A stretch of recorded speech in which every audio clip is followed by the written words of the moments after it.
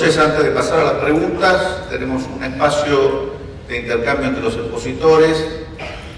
Me atrevo, para motivar el intercambio, a hacer algunas reflexiones, algún comentario sobre un ejemplo que dio el doctor Gordillo. Me pareció muy interesante. Si no entendí mal lo que él plantea, es difícil no compartirlo en cuanto a lo que implica el proceso judicial como un mecanismo de intercambio de participación de las partes, en el caso en que en este supuesto interviene el Estado, la participación con el Estado en la transformación de las decisiones, y dio algunos ejemplos muy interesantes. Sobre el primero, tanto en carácter de Procurador General, tuve intervención en los dos. Respecto al primero, hacer un comentario que también demuestra la necesidad de que este mecanismo de participación por las partes del proceso y también por el órgano jurisdiccional y el Ministerio Fiscal interviniente se haga con un máximo de responsabilidad. En el caso de la estación de Plaza Francia, donde efectivamente un juez dictó una cautelar, esta cautelar fue apelada, el expediente elevado a la Cámara, pasaron muchos meses, la doctora Arbol, procuradora adjunta aquí presente, me levanta las dos manos, no sé si porque tiene ganas de irse, o porque efectivamente fueron 10 meses. Tanto tiempo pasó que antes de que la Cámara dispusiera resolver la cautelar, como algunas medidas preliminares, la acción principal en la que la cautelar era un accesorio, que era un amparo, perimió. El gobierno de la ciudad plantó la presión de instancia y el juzgado resolvió con buen criterio declarar la causa de instancia. De manera que la medida cautelar no cayó por decisión del tribunal, sino por desidia de la parte, que no impulsó el procedimiento principal. Y añado un dato que fortalece la tesis del doctor Gordillo, cuando, insisto, no se puede discrepar. La ciudad dispuso la modificación del proyecto antes de que esto sucediera, porque la ciudad y sus ciudadanos perdían exactamente 1,5 millones de pesos por día de gastos improductivos, que finalmente lo reclamó la contratista por obra parada. Entonces,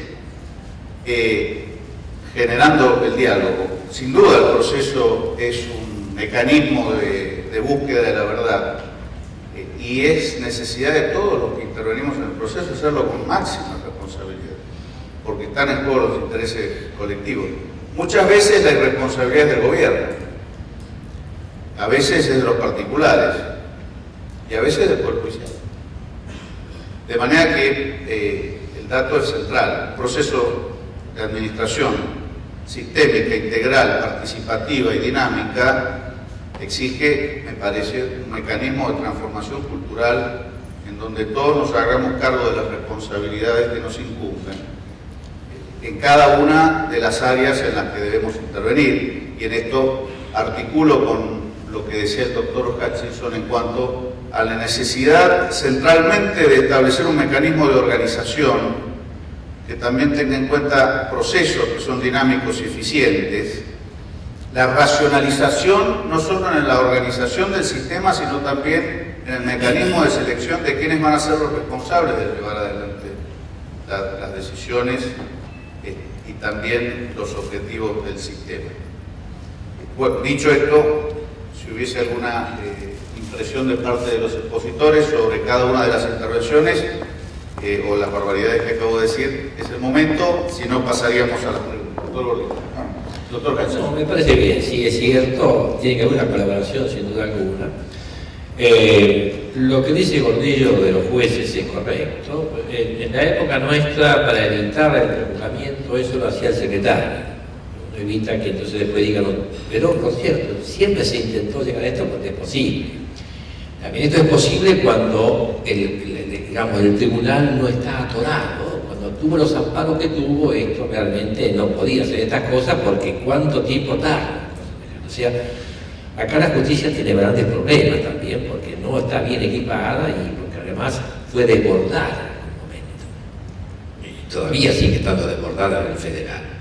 Pero por cierto, la participación del juez en aquello de poder solucionar, porque yo decía, y esto es una cosa que lo digo como dice, no es como chiste, cuando yo estaba en el juzgado civil de San Isidro, a fin de año del año 76, teníamos 7.000 expedientes en trámite, las asociaciones, Entonces le dije a los miembros de Firemín, lo que tienen que hacer, ¿de qué tienen caducidad de todos los expedientes? Pero no sé si total, muchos se lo van a comer, ¿no? Y ahí nos liberamos, porque cuando no existe más expediente, cuando hay conciliación o cuando hay caducidad, porque si no hay ejecución de sentencia, entonces que había actualización.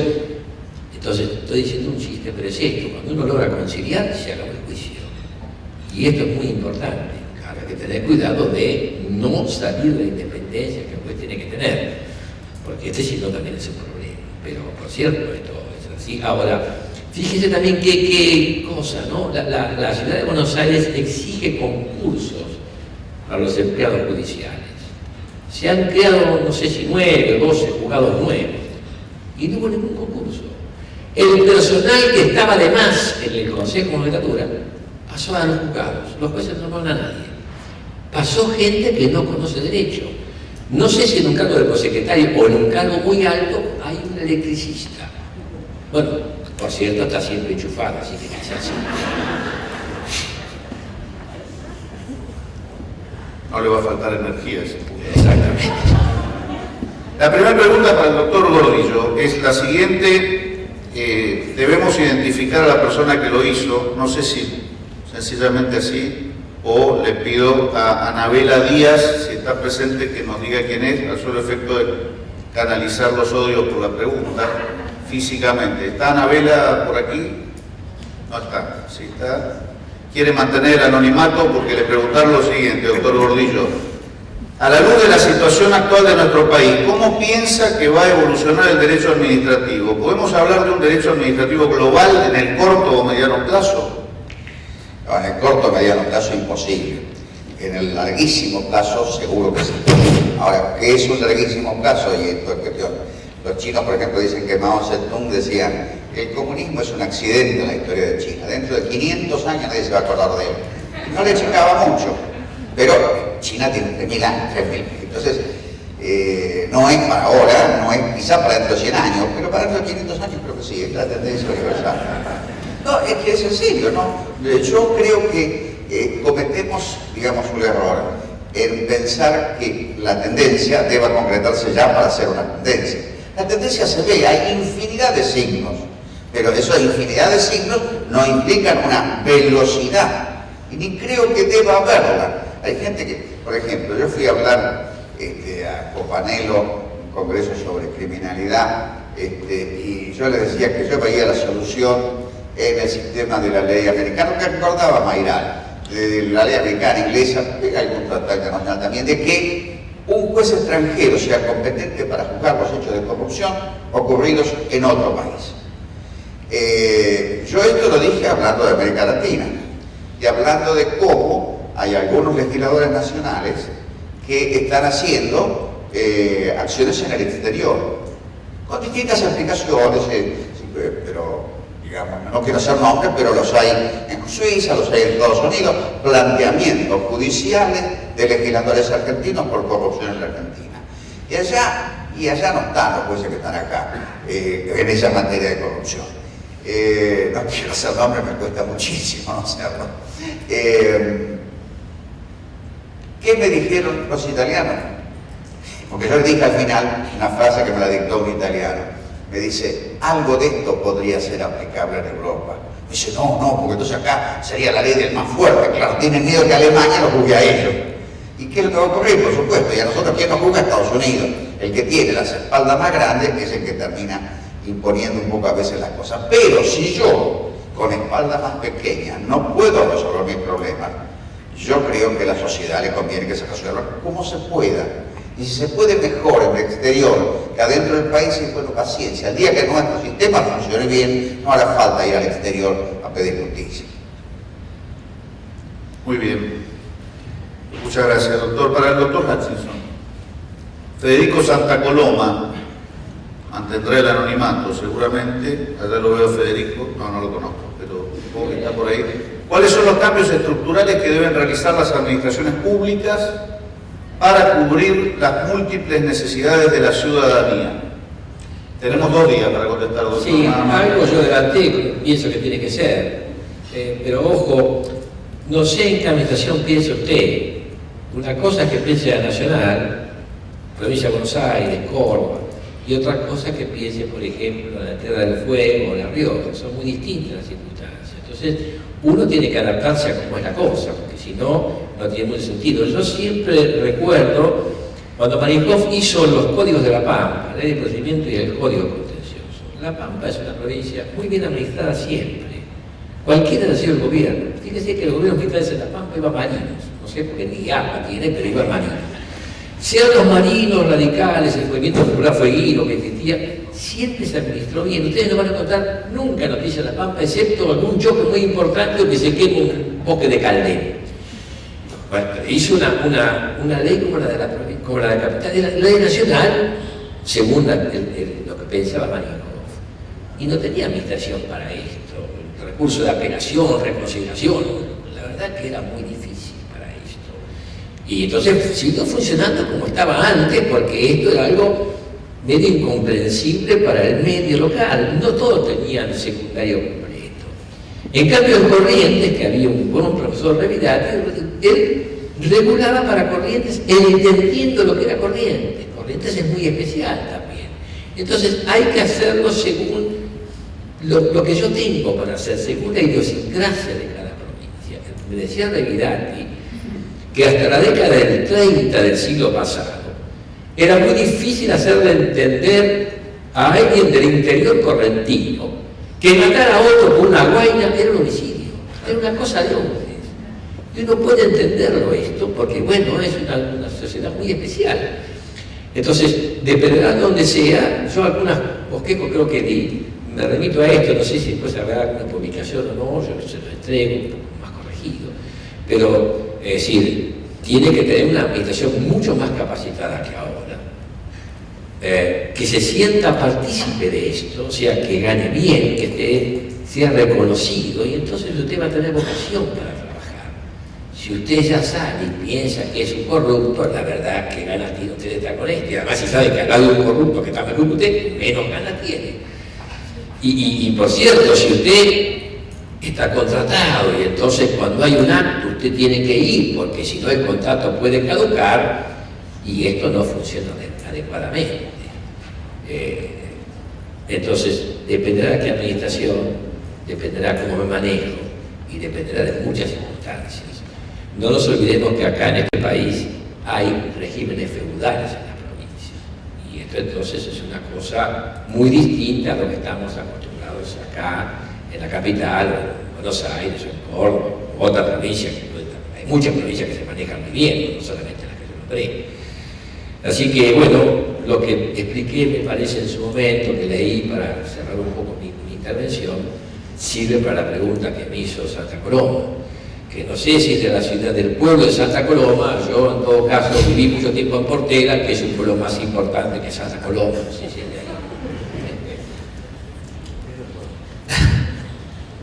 Otra pregunta para el doctor Hutchinson. Belén Baini pregunta, teniendo en cuenta el Tratado de Derecho Procesal Administrativo que no hace mucho publicó, ¿le parece que según el modelo de justicia administrativa adoptado se condiciona o se incide y o predetermina el modo de obrar de la administración pública? Pero no, a ver, para nosotros la ley no es una norma general obligatoria de conducta, es una sugerencia. Me sugiere que la cumpla y si no la cumplo no me pasa nada. Yo voy avanzando con luz verde en la plaza, viene un coche por el costado y uno dice, ¿pasará con luz roja o no? Esa adrenalina es el dulce encanto de ser argentino. O sea, sí, ¿cuántas sentencias de la Corte del Gobierno no ha cumplido? O sea, ¿te parece que el proceso administrativo va a influir en algo en la administración pública actual del gobierno? En absoluto. Y no es solo de ahora. Esto tiene sus bemoles también, porque fíjense un ejemplo para que vea cómo es nuestra situación. Siempre se habla que el primer persaltum fue el caso Fontella o el caso Gromi. No, no es cierto. El primer persaltum fue el caso Guardia. Guardia era un secretario de la Corte, no sé si el relator, no era el secretario, sino un secretario que la Corte tiene un montón de secretarios de primera, segunda, tercera, son los tinterillos de la Corte. Y lo digo sin ninguna menosprecio porque yo fui tinterillo en la Corte de Bella Manzana. Guardia fue suspendido por la Corte, preventivamente mientras tramitaba un sumario. Creo que a los 2 o 3 años, Guardia dijo, mire, el sumario no termina, yo estoy suspendido, le pidió un amparo por mora a un juez. El juez mandó un oficio a la Corte a preguntarle si había un expediente administrativo. Esto fue en la Corte de Alfonsín. La Corte de Alfonsín sancionó al juez por pedir el informe, captó el expediente y lo archivó. No sé si el guardia sigue suspendido o no. Ahora, si la Corte respeta la norma, o sea, lo que dice la norma no le impidió hacer lo que quería la Corte. Entonces, la verdad que si no nos acostumbramos a cumplir las normas, y nosotros tampoco, ojo, somos transgresores, nos encanta ser transgresores. Imagínense que una norma procesal, una sentencia, no le hace mella al Poder Ejecutivo. Así que creo que la respuesta está en esto. Lamentablemente no estamos en Estado de Derecho, pero por cierto que no. Algunas decir, a ver, puede ser que algún tímido esto le afecte. Yo me acuerdo una vez allá por el año 75, yo tuve que hacer un trabajo sobre las empresas públicas de toda América, o sea, cada país tenía un experto que había escrito y yo tenía que, digamos, hacer una síntesis con esto. Y había un profesor chileno que decía, mire, la Contraloría, como acá en el Tribunal de Cuentas, solo sirve para los tímidos. Aquel que, como hay Contraloría, no se anima a ser corrupto. El honrado no hace falta Tribunal de Cuentas. Si que es un tránsfuga con Tribunal de Cuentas, Contraloría, hace lo mismo. Esto es un poco así.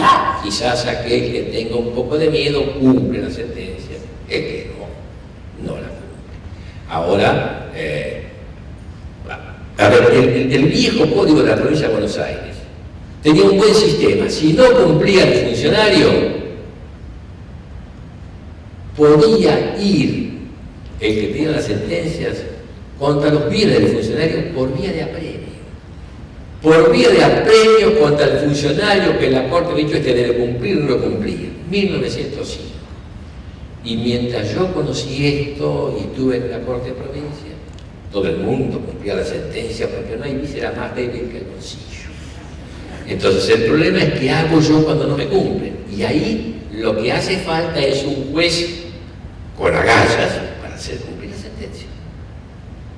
En la Corte de Provincia, la ley de entonces decía, la Corte de Provincia puede mandar a ejecutar sus sentencias y decir quién la va a ejecutar y va a ser responsable una vez de lo que sigue. Y esto entonces funcionó adecuadamente hasta el momento que yo estuve, no sé después cómo es la situación, además cambió el código, ya no tiene la cláusula. Pero bueno, el asunto es respetar las normas y en general no respetamos ninguna de las normas. Nos gusta ser transgresores. Así vivimos. Muchas gracias. Victoria Fin le pregunta al doctor Gordillo, ¿cómo puede compatibilizarse la función administrativa con una adecuada tutela judicial? Agrega, ¿qué opinión le merece en líneas generales la línea que ha seguido la justicia contenciosa administrativa local de la ciudad? ¿Podrían delinear una breve comparación con la justicia contencioso administrativo federal? Compatibilizar la función administrativa con una adecuada tutela judicial. Parece que ahí, por pronto, hay el elemento que está faltando en la pregunta, que es la sociedad. ¿Cómo es la sociedad y cómo funciona? La ciudad de Buenos Aires tiene una sociedad bastante activa, bastante participativa, bastante agresiva por momentos. Tiene una legislatura que refleja esa composición social. Por lo tanto, en la legislatura se producen acuerdos de un grupo con el otro, de este con el de más allá. Es una cosa fluctuante, no hay alianzas de hierro. Son discusiones que se dan y se ponen de acuerdo una determinada cantidad de gente legitimada democráticamente porque ha sido electa al efecto. Si después se equivocó, no todos podemos opinar. Lo que resuelven son ellos, el legislador. ¿Quién lo puso allí? La sociedad. La administración es lo mismo. La administración está lejos o cerca de la gente según cómo se comporta la gente. En este caso yo creo que no hay ninguna duda, creo que hasta el incidente que le tocó a jefe de gobierno en las elecciones no se hubiera dado en la administración nacional. Yo no me lo imagino a ese hecho reproducido con un funcionario nacional de igual rango. O sea, no es la misma administración, no son los mismos jueces, no es la misma sociedad. Los jueces federales hacen bastante, hacen lo que pueden, pero el poder que tiene la administración central es 100 veces mayor que el que tiene la administración de la ciudad. Y los jueces de la ciudad, a su vez, son muy poderosos, hiperactivos, se equivocan bastante, pero intervienen, no se quedan callados. No dicen, no, esto no es mío, no sé, venga más tarde, no. Agarran el tema, se ponen, se calzan la toga de abogado o la de juez según corresponda y tratan de resolver el asunto. Yo creo que eso es una sociedad en la cual el control judicial funciona en un sistema de poderes. Es decir, está la ley, está el juez. Ocurre muchas veces que el administrador incumple la ley porque la ley no es muy sensata lo que pide. Entonces el juez le dice, bueno, mire, ¿por qué no pide que deroguen la ley? En ese puntito en que usted muy sensatamente no la cumple, pero está vigente. Y a mí, juez, me piden que aplique el derecho, si no lo aplico me retan a mí. Entonces pónganse ustedes de acuerdo, ¿por qué no retocan la ley? No pidan tanto, o sea, hay muchas leyes que son muy ambiciosas, piden muchas cosas, y después cuando la administración pública no las cumple, el juez le dice, pero ¿por qué no cumple la ley? Y porque no se puede, pero dígaselo al otro. Yo creo que acá en la ciudad de Buenos Aires eso funciona. Ese diálogo político, social e institucional funciona bien. Más allá de que nos gusten o no nos gusten las decisiones que se tomen. Pero yo soy, digamos, un aceptado, un convencido de que lo que yo pienso no es lo que la sociedad tiene que pensar. Es una idea más. Si la sociedad en su conjunto, interactuando por distintos mecanismos, llega a una determinada decisión, bueno, yo podré decir no estoy de acuerdo, pero no puedo decir que no estoy de acuerdo con el mecanismo, sino que no estoy de acuerdo con el resultado. Si yo hubiera estado allí, hubiera peleado para que el resultado fuera distinto. A lo mejor hubiera ganado, a lo mejor hubiera perdido. Yo creo que en la ciudad el control judicial funciona bastante eficazmente, en la nación no. En la provincia tampoco. Pero hay siempre excepciones. Esto es lo importante. Tenemos excepciones criticables a nivel local, tenemos excepciones loables a nivel federal y a nivel provincial.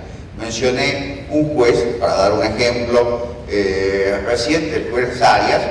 Hoy tenemos una medida de María José Sarmiento, excelente magistrada judicial, en este caso federal. Bueno, se inicia el diálogo. Hacen falta buenos jueces, como dijo Tomás, con agallas. Por supuesto, el juez tiene que estar dispuesto a enfrentar lo que le toque. Y los tiempos a veces son duros. Yo me acuerdo de una anécdota a propósito de lo que se recordaba acá, más vieja todavía, y eso que no soy tan viejo, pero un juez federal de primera instancia, que no voy a mencionar porque es amigo, en el año 70 y algo, tiene dos anécdotas contadas por él. Una, le llega un amparo por mora contra una decisión de la administración pública, perdón, de la Corte Suprema, demorándose en función administrativa. Entonces le da traslado del amparo por mora. Le contesta con un apercibimiento. Dice, pero entendiste que eso no va, lo percibieron. Por supuesto, ahí murió el amparo. Y él mismo decía, dice, Agustín, ¿vos te imaginas lo que es levantar el teléfono directo al juez federal y te habla el general Arguindegui? ¿Qué haces? ¿Cortás? ¿Escuchás? Decís buenas tardes. ¿Qué haces? No es fácil. Por lo tanto, yo creo que ahí está además el problema que dice Tomás. Hay una discusión muy vieja entre Tomás y yo, profesional, lo diría, del rol de primera instancia y el rol de la Cámara. Son roles distintos. La primera instancia es la trinchera, la primera trinchera. Ahí son los muertos, los heridos, los desastres, las cosas que se hacen mal. ¿Por qué? Porque es la primera trinchera. El rol del juez de primera instancia es juez de trinchera. La Cámara, con un poco más de tiempo, claro, no tantas veces como tardaba esta, ¿no? Con un poco más de reflexión, con un poco más de distancia, pues ve cómo lo recompone. Y a veces también, no decidir es una manera de decidir. Que creo que fue lo que hicieron acá. Lo convencieron a la administración de cambiar de sistema porque si no yo no iba a salir. Perfecto. Perdón, ya que hablo de un ejemplo, a ver cómo son. Yo les cuento este ejemplo verídico. Durante mucho tiempo los empleados judiciales no podían acceder a la justicia cuando eran sancionados por la Corte. No había forma alguna. El primer fallo fue Villar de Puenzo en la provincia, que fue un contrato. La Corte revoca el contrato. Entonces yo era el que despachaba con la Corte. Dije, mire, acá está esto. Y no, dice, mire, si ustedes no aceptan esto, nadie más va a contratar con ustedes. ¿Quién va a contratar? Entonces, acá lo que usan excúsense y entendieron que esto era así. A los 15 días fui con la cesantía de un médico. Entonces expliqué lo mismo y me dijo el presidente de la Corte, cuando yo echo a alguien, ni Dios lo incorpora. Dije, ante este documento jurídico yo no puedo hacer nada. O sea, fíjense cómo era la misma Corte cuando había tomado algo personal, no quería saber nada. Es un problema de personalidad, es un problema de cultura, ¿no? Bueno, y así fue, este médico no tuvo respuesta y sí lo tuvo el contratista. No porque decir, no, cuando yo echo a alguien se acabó la cosa. Y esto lo pensaba un juez de la Corte, que uno dice, mire, tiene que tener otro razonamiento. No, ¿por qué? Entonces es un problema humano. Posiblemente, no sé, dice que teníamos alguna diferencia, lo que pensaba el camarista. Yo después que fui juez del Supremo Tribunal he cambiado algunas cosas, porque evidentemente ahí está ese problema, ¿no? Cuando uno tiene la máxima situación donde vos cómo resolvés casos que no es ese caso, sino es el precedente que va a venir, ¿no? Para el futuro. Es más complicado todavía que esto. Por suerte, una provincia que no estaba muy politizada, era un gobierno provincial, bueno, es decir, respetaba ciertas cosas, pero sé que colegas míos de otras provincias la cosa no era fácil, en absoluto, ¿no? Porque ya juegan cuestiones políticas que son. Y además teníamos la suerte de ser por concurso, con lo cual no teníamos ningún contacto con digamos, el gobierno, pero había digamos, gobernadores de otras provincias que decían, bueno, pero ¿cómo hiciste esto? Tenés que poner a Tito que lo conocés de atrás, no traes tipo de afuera que no conocés y no podés tutear.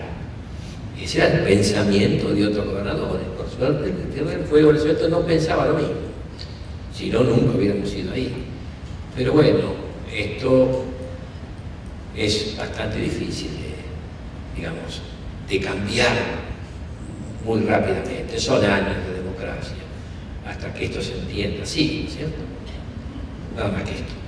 Muy bien, gracias, doctor. Nos quedan 10 minutos y 2 preguntas que están orientadas a ambos expositores, de manera que les voy a pedir especial cuidado con el tema del tiempo. Paola Grosso nos consulta respecto al factor Rizzo que declara inconstitucional la reforma del Consejo de la Magistratura.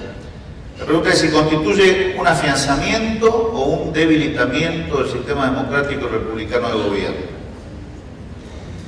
Pero el problema es, primero, si la Constitución ha sido rectamente interpretada cuando se interpretó la primera vez, que no pedía un equilibrio. Para mí pedía un equilibrio. Y un equilibrio que tiene números más o menos parecidos. No tiraba por ahí 3, 4, pero parecido tiene que ser. O sea, ya en el comienzo, las primeras leyes no establecieron un Consejo de la Magistratura equilibrado. Ahora, empeorarlo, sí, empeorarlo horriblemente. Por lo tanto, si me dicen, mirado desde la perspectiva de lo que venía en la nueva ley era peor. Por lo tanto, en ese sentido, es un mejoramiento. Pero porque lo anterior tampoco es el Estado de Derecho, porque no es lo que la Constitución dice. O sea, en definitiva, son 2 opciones, ambas malas. Pero me parece que la Corte lo que menos podía hacer es lo que hizo. No creo que sea imposible concebir una elección manejada popularmente, pero debería ser de una forma tal que funcione como control y no como compañía del poder, porque si no realmente cada 4 años elegimos una dictadura completa. No es esa la idea constitucional, obviamente. Yo siempre estuve en contra de que estas corporaciones, siempre dije que me parecía mal que los jueces se integraran en la magistratura porque crea problemas entre ellos. Ahora, yo creo que la Constitución es clara que los abogados lo eligen los abogados. No estoy muy de acuerdo con esto, pero esto lo dice. Había que cambiar la Constitución, no tratar de hacerlo con una norma, con una ley. Ahora, quizás la pregunta es, porque claro, acá esta decisión no es el caso de Gordillo, no, como hace esto es para todo el mundo. Bueno, porque era un problema organizativo. O sea, no podía ser otra cosa la justicia que esto, me parece, porque si no, estábamos cambiando la Constitución. creo que fue un error la Constitución haber legislado como legisló. Bueno, ahí está, yo tengo que cumplirla, y esto fue un poco, yo que estoy en el Colegio de Abogados de Toda Disciplina, esto fue la conversación, ¿no? Dice esto, no me gusta mucho, pero dice esto, y por tanto no había otra forma de hacerlo. Para eso hay que cambiar la Constitución. Digamos, pero no creo que cambie demasiado todo esto, ¿no? Yo no sabía si iban a cumplir la norma, la cumplieron, porque traía más problemas esto quizás, ¿no? Pero digamos, no han cumplido el caso Sosa, no han cumplido el caso Badaro, no han cumplido otros casos, esto sí fue así. Pero fíjese además cómo es la situación, porque yo tuve, por estar en el Colegio de Abogados, la oportunidad de ver un poco estos escritos.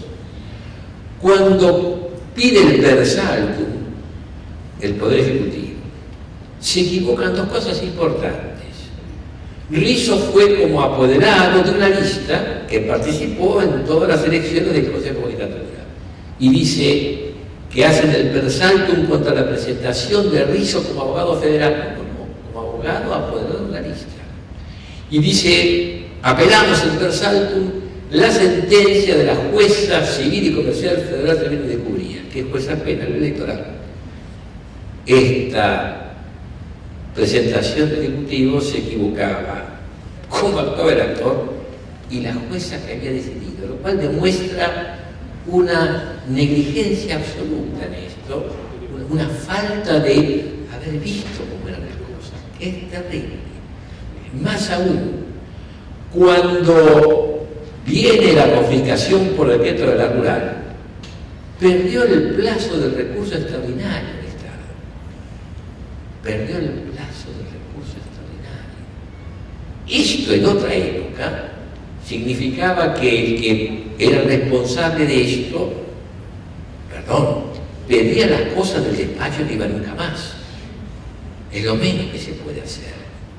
Sin embargo, estamos bastante huérfanos de estas cosas porque no hay un control adecuado, no hay una dedicación a esto, y es preocupante cuando el Estado Nacional se defiende así, porque si lo hacen estos juicios, ¿por qué no hacer otro juicio lo mismo? Y en otros juicios puede haber juicios patrimoniales muy importantes que afectan a la comunidad. Pero bueno, es lo que hay. La última pregunta. Mariela Cocchia pregunta, teniendo en cuenta la coexistencia simultánea entre la innecesariedad del patrocinio letrado dispuesto por la ley por un lado y la existencia de plazos breves y perentorios por el otro, ¿las leyes procedimentales deberían contemplar la figura del defensor oficial en el procedimiento administrativo? No, yo creo que hay que cambiar los plazos, es más fácil, no tiene sentido eso. Y también le pongo este ejemplo que fue así. Cuando yo estaba en Tierra del Fuego, la feria ya comenzaba el 20 de diciembre y el sorteo me dejó a mí de feria y yo me quedé de feria. No oscurece nunca. Uno cenaba a las 11, había sol, se levantaba, se despertaba, una cosa espantosa, siempre con sol. No había nadie en Tierra del Fuego, se quedaban los que no podían viajar por La Plata y los que estábamos de turno. El último día hábil yo fui a saludar patronalmente al gobernador como correspondía, me dijo, venga después de las 11:30 y vamos a tomar un whisky. Un whisky exquisito. Yo hablé de Johnny Walker, no, Johnny Walker es malísimo, un whisky de pura malta.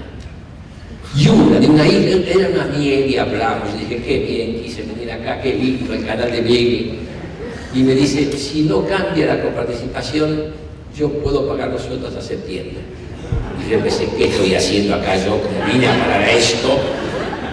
Le digo, gobernador, porque también había feria administrativa, usted tiene gente trabajando en Secretaría, y mañana agarra los legajos de los empleados y deja todo cesante. No, pero eso los deja cesante, lo notifica, como dice el Código Civil, en el domicilio del legajo, y cuando vengan en febrero, se ponen todos los plazos. Esto es. Entonces me miraba y dijo, le dice a ustedes, ¿y usted qué va a hacer? Te voy a acusar. Yo me excuso, pues, no se animó. Dictó una ley de emergencia que se la declaramos inconstitucional y ahí terminó su gestión.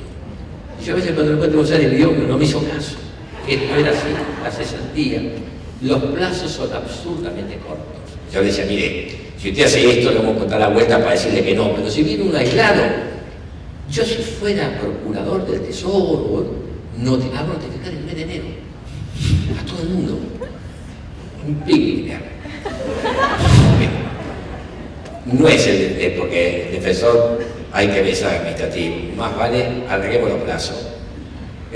Corrientes tiene creo que 6 meses o 1 año y no pasa nada, o 3 meses, no me acuerdo lo que tiene Corrientes y no pasa nada. Dice que nuestro país era 6º en el mundo, no sé de qué es el salto en alto, pero esto siempre decía el general Solaray, y entonces no había plazo, o sea que el plazo no hace que el Estado ande bien o mejor, no tiene nada que ver con esto.